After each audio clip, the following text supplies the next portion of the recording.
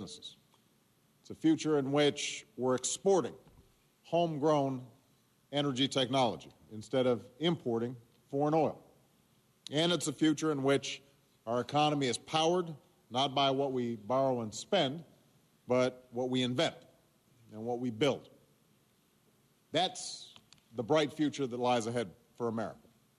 And it's a future that my administration is striving to achieve each and every day.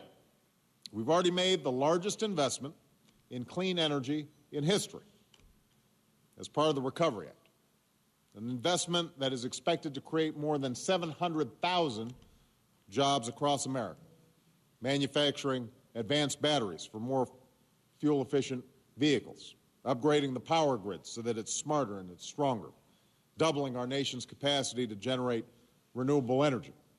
And after decades in which we have done little to increase the efficiency of cars and trucks, we've raised fuel economy standards to reduce our dependence on foreign oil while helping folks save money at the pump.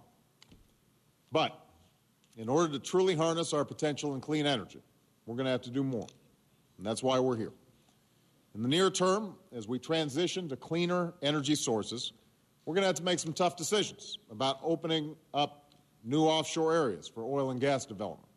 We'll need to make continued investments in advanced biofuels and clean coal technologies, even as we build greater capacity in renewables like wind and solar.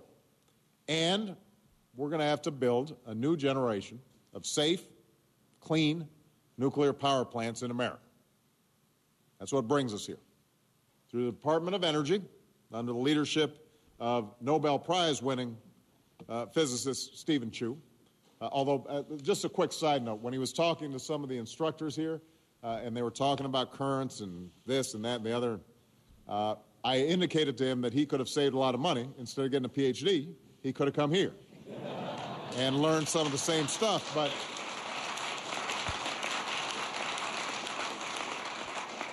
you know, the instructors here were just keeping up. They were right there with him.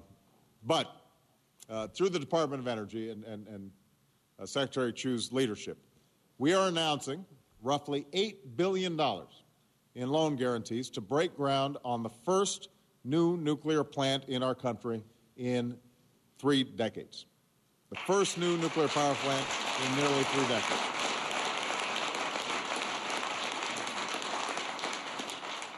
It's a plant that will create thousands of construction jobs in the next few years and some 800 permanent jobs, well-paying permanent jobs in the years to come. And this is only the beginning. My budget proposes tripling the loan guarantees we provide to help finance safe, clean nuclear facilities. And we'll continue to provide financing for clean energy projects here in Maryland and across America. Now, there will be those that welcome this announcement, those who think it's been long overdue. But there are also going to be those who strongly disagree with this announcement. The same has been true in other areas of our energy debate, from offshore drilling to putting a price on carbon pollution. But what I want to emphasize is this. Even when we have differences, we cannot allow those differences to prevent us from making progress. On an issue that affects our economy, our security, and the future of our planet, we can't keep on being mired in the same old stale debates between the left and the right, between environmentalists and entrepreneurs. See, our competitors are racing to create jobs and command growing energy industries. And nuclear energy is no exception. Japan and France have long invested heavily in this industry. Meanwhile, there are 56 nuclear reactors under construction around the world, 21 in China alone, 6 in South Korea, 5 in India. And the commitment of these countries is not just generating the jobs in those plants, it's generating demand for expertise and new technologies. So make no mistake, whether it's nuclear energy or solar or wind energy, if we fail to invest in the technologies of tomorrow, then we're going to be importing those technologies instead of exporting them. We will fall behind. Jobs will be produced overseas instead of here in the United States of America. And that's not a future that I accept. I know it's been long assumed that those who champion the environment are opposed to nuclear power. But the fact is, even though we've not broken ground on a new nuclear power plant in 30 years, nuclear energy remains our largest source of fuel that produces no carbon emissions.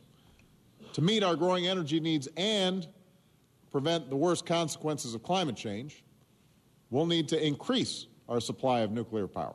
It's that simple. This one plant, for example, will cut carbon pollution by 16 million tons each year when compared to a similar coal plant. That's like taking 3.5 million cars off the road.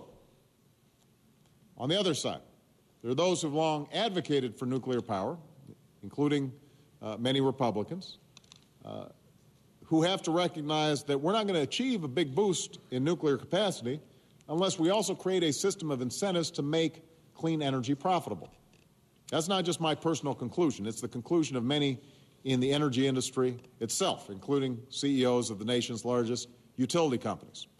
Energy leaders and experts recognize that as long as producing carbon pollution carries no cost, traditional plants that use fossil fuels will be more cost-effective than plants that use nuclear fuel. That's why we need comprehensive energy and climate legislation, and why this legislation has drawn support from across the ideological spectrum. I raised this just last week with congressional Republican leaders.